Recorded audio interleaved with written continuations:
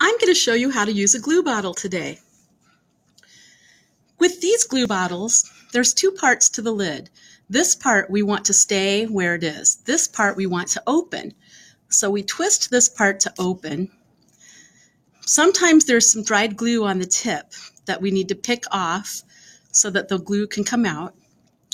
Then we need to hold the glue bottle upside down while the glue flows to the tip. That might take a little bit. Then the paper that we're going to glue, we put dots of glue on, not big lines, not big puddles, just dots of glue. That will be plenty to hold it down.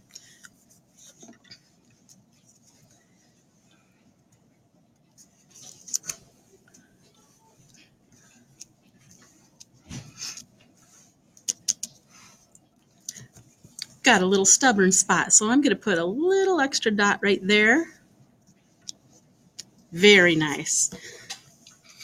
When I'm using the glue, if I go like this, it closes the lid a little bit.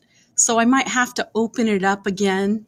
So if your glue quits working, try just opening up the lid a little more and then it should work.